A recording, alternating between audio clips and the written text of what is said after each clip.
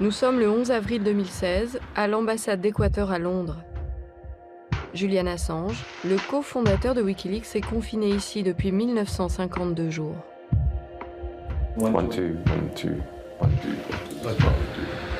Si Julian Assange passe cette porte, il sera extradé vers la Suède, où il est accusé de délits sexuels. Le cyberactiviste refuse de s'y rendre par crainte d'être renvoyé vers les États-Unis et jugé pour espionnage. Première question, comment allez-vous? People ask this question, but about the same as any other day. Am I angry about the situation? Of course. Do you have to pay a price for things you believe in? Of course.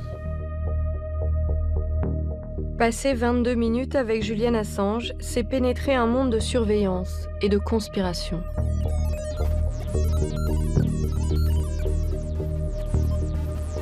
The US government, in response to our publications, said to France, hey, settle down. Julian Assange, c'est toute une vie de hacking.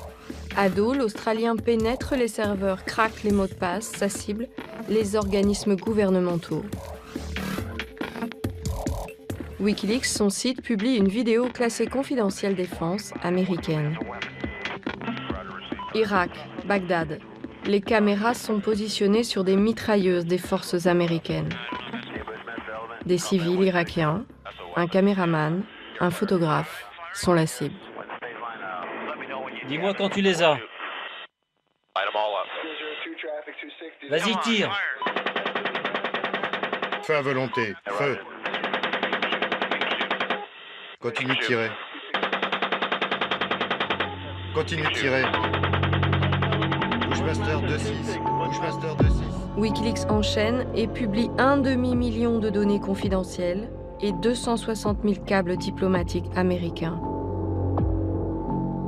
Pour la Maison-Blanche de Barack Obama, c'est Wikileaks l'ennemi. Ces publications ne représentent pas seulement une attaque contre les intérêts diplomatiques américains, elles représentent aussi une attaque contre la communauté internationale. Je dois dire que les révélations faites par Wikileaks et tous ces documents sont extrêmement embarrassants pour les États-Unis.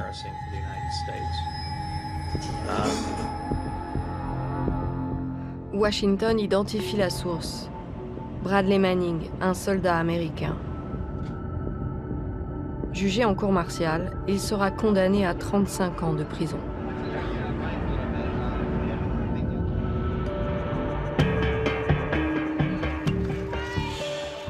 En Angleterre, Julian Assange perd sa bataille judiciaire contre la Suède. Son visa d'extradition est maintenu. Il se réfugie dans l'ambassade équatorienne.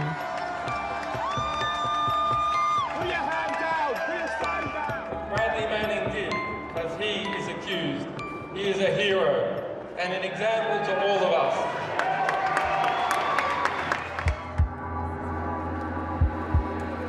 Wikileaks vient au secours d'un autre lanceur d'alerte, Edward Snowden, qui depuis Hong Kong révèle les secrets de la NSA, l'Agence nationale de sécurité américaine.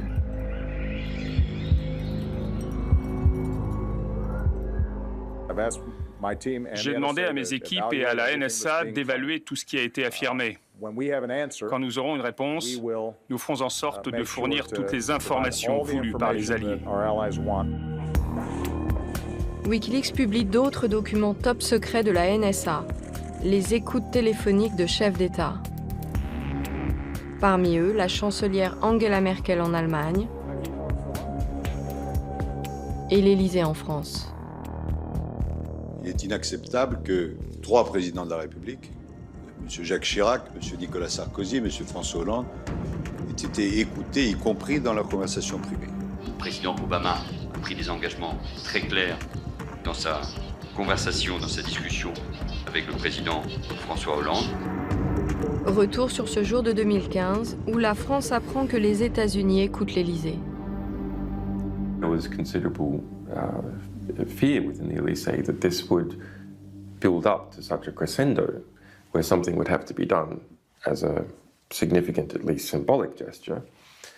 For example, giving Edward Snowden asylum or me asylum or expelling the US ambassador. That actually would have been very normal considering they were spying on the French presidencies. And you could see a political mood developing for that to happen. Le président français va réagir pour défendre sa souveraineté. Snowden et Assange seront accueillis en héros dans l'Hexagone. Mais ça, c'était le rêve des lanceurs d'alerte, pas la réalité.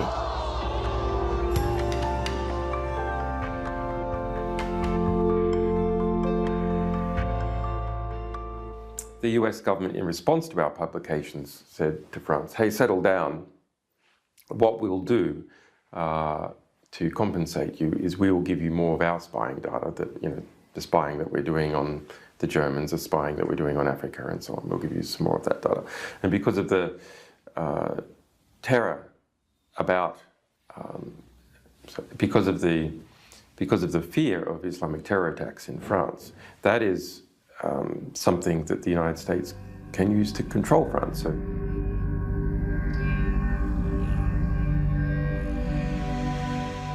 So yes, we spy on your presidents, and even more importantly, we spy on the vast majority of French industry, intercepting every contract.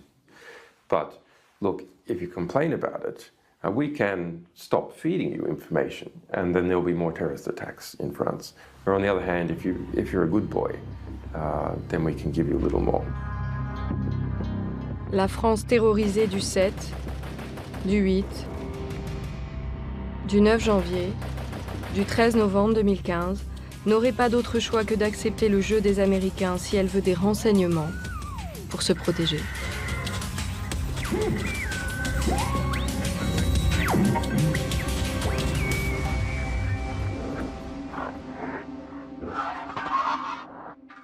This is a mafia tactic. It's a protection racket. So, well, look, you better pay something to me to be protected. And if you don't, something bad could happen to you. And if you do, something good could happen to you. So it means that, in practice, France is not able to protect its sovereignty from the United States. Et selon les câbles Wikileaks, c'est un président de la République française qui aurait lancé cette grande collaboration sur les échanges de renseignements France-États-Unis.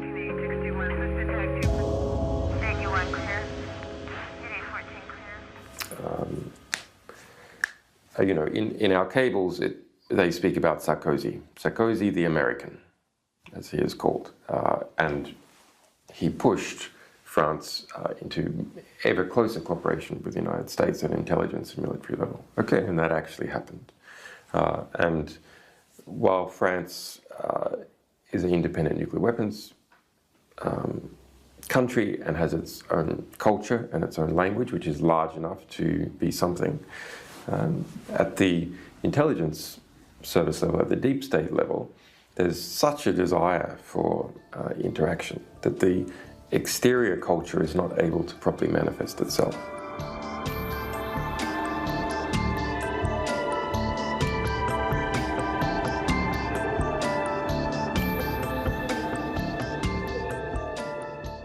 When we revealed that the past 3 presidencies had been deeply penetrated by the United States and that those presidents personally spied on, what should have been the correct response of the DGSE and other French intelligence services?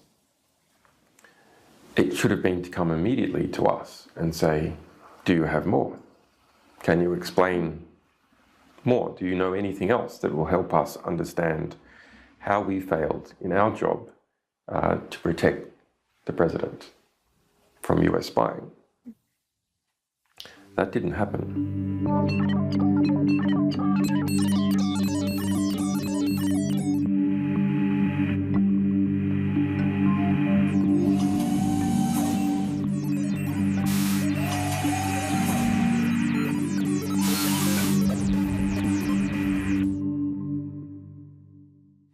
So why didn't that happen?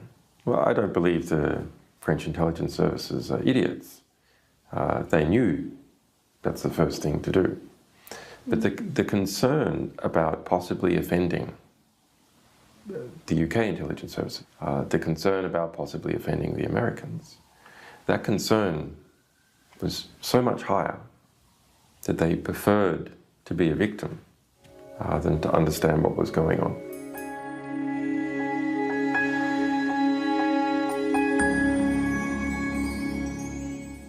We have quite a bit more that has not been published yet. Yeah. So there's things the French Secret Service does not know about how the Americans have been spying on France, including on its political system. Avertissement ou invitation, le cyberactiviste veut-il maintenir la pression sur les services secrets français? All secret services are incompetent because they are secret. Secrecy breeds incompetence because you can't have a proper competition and see which moves are good if everything's conducted in secret. And so it just allows all sorts of incompetencies to be covered up, and so as a result there's not a proper pressure to become competent. À force d'étudier des milliers de documents top secrets, Julian Assange a la conviction que les services de renseignement sont un pouvoir au-dessus des États, des nations, des républiques. Et les espions en perdent la tête. Let's imagine you work for the CIA or you work for DGSE. Do you feel yourself more French or more spy if you work for DGSE? Do you feel yourself more American if you work for CIA or more spy? You feel yourself as more spy. And so the camaraderie between these intelligence services who are looking in the West, who are looking at the world in a particular way, who are engaging in cooperation with each other, who are trying to keep their respective republics ignorant about their activities, who are engaging in cross-training, who are selling each other equipment, who are engaging in cooperative missions. They feel that they are part of the one system, the one group of people.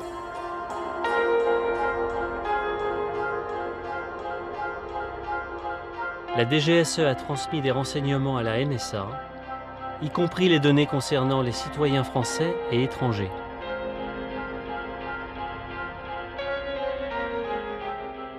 There is a market in spies, okay, but it's a very bad market.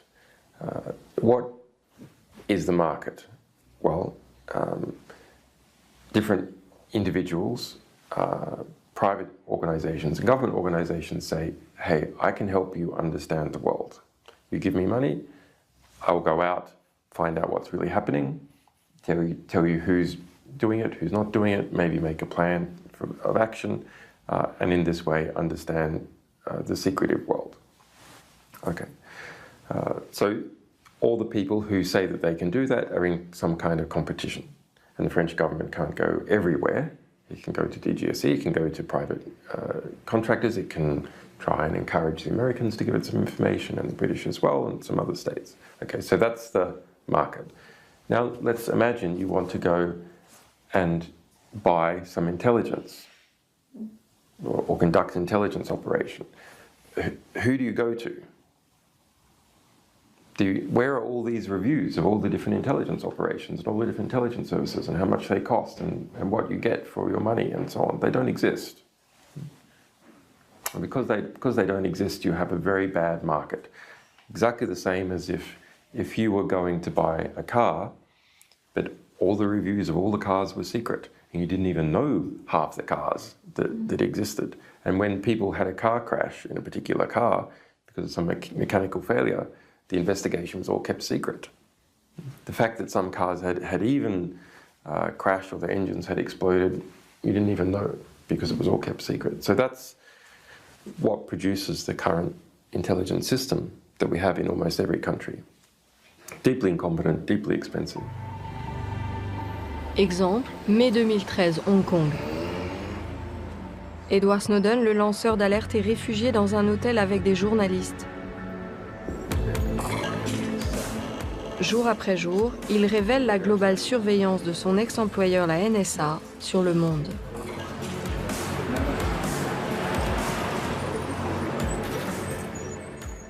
Isn't it completely absurd that in the largest intelligence manhunt the world has ever seen, which was that period of 2 weeks where the US government was, in 2013, was trying to snatch Edward Snowden from Hong Kong using legal and illegal means, that WikiLeaks, a publisher, a small publisher, in that well-defined contest, managed to get in there and grab Edward Snowden right out from under their noses. Yeah. When the CIA, the NSA, the State Department, the White House were all over it. And I was in here surrounded by all this surveillance that's on the outside. How can that possibly be explained?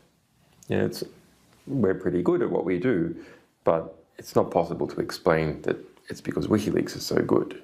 There's another half of the explanation, which is that the intelligence system is incompetent. En 2012, WikiLeaks révèle un programme de la CIA. Mission assassinat. Cible, les leaders de groupuscules armés affiliés à Al-Qaïda en Irak.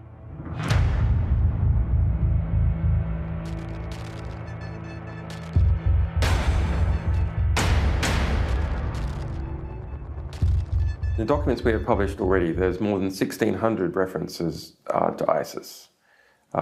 It was called then the Islamic State of Iraq. So you can track the formulation of ISIS from 2007, coming directly out of the US occupation and by how the US responded to it.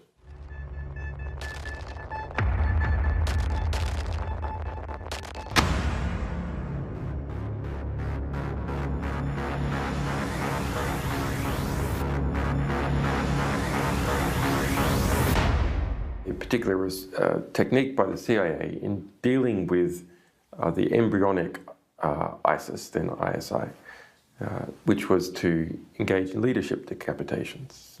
And this produced super terrorist organizations.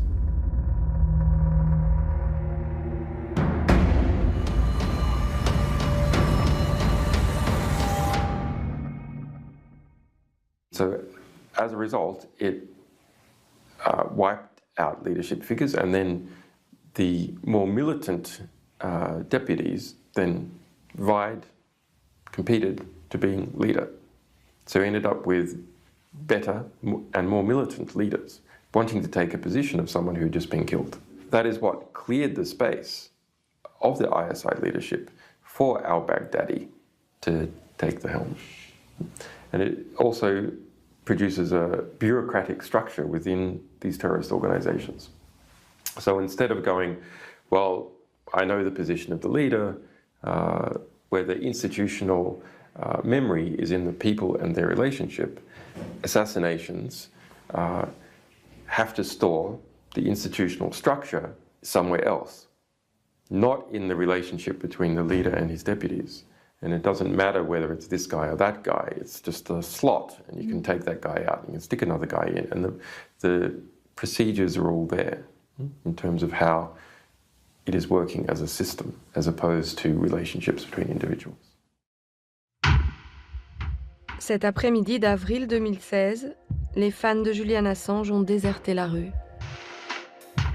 Londres et le monde ont les yeux braqués sur les Panama Papers.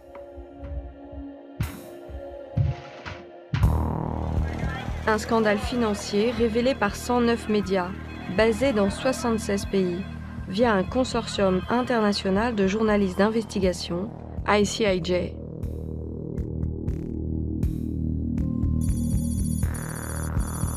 Ils ont eu accès à 11 millions de fichiers provenant d'un cabinet de domiciliation offshore au Panama.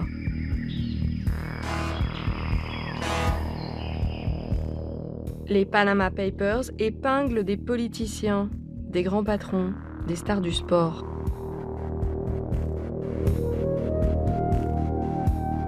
Problème pour WikiLeaks, le site n'est pas à l'origine de cette déflagration médiatique.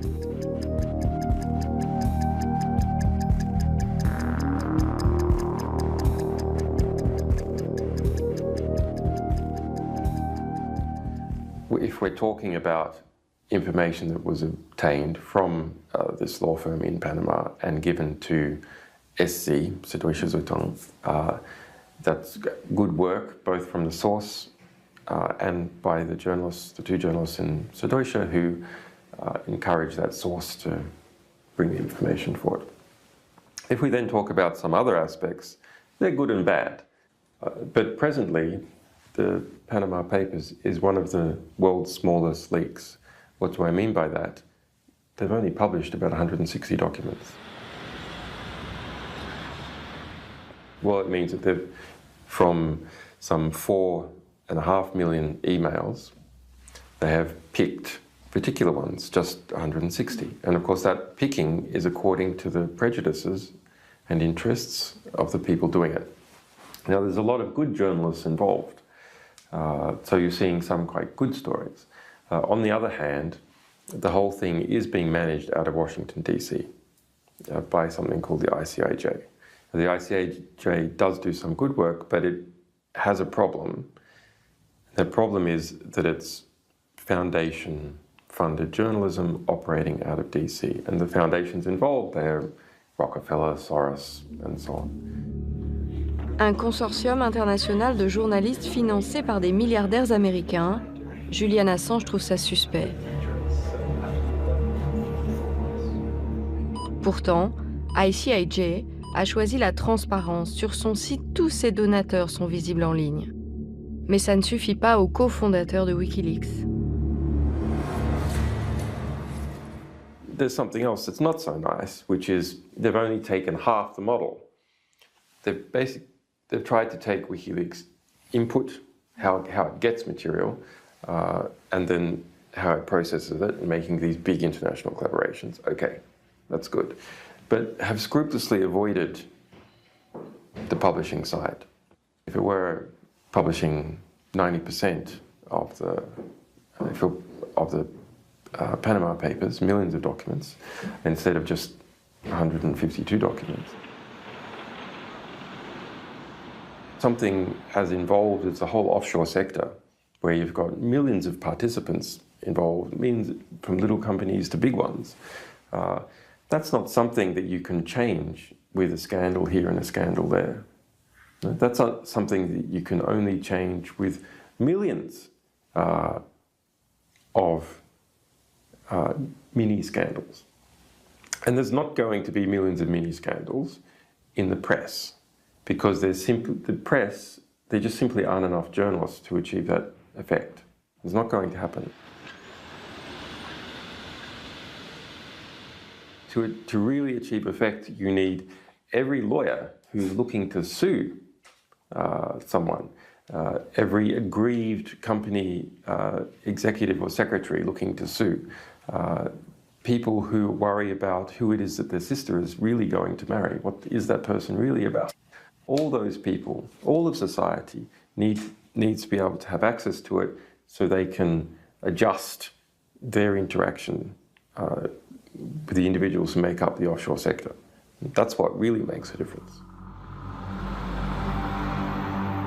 Dehors, les Panama Papers font démissionner des ministres. Enfermé, le pape de Wikileaks défend sa vision, tout rendre public. L'ONU a dénoncé début février la détention de Julian Assange comme arbitraire, mais la justice suédoise maintient son mandat d'arrêt.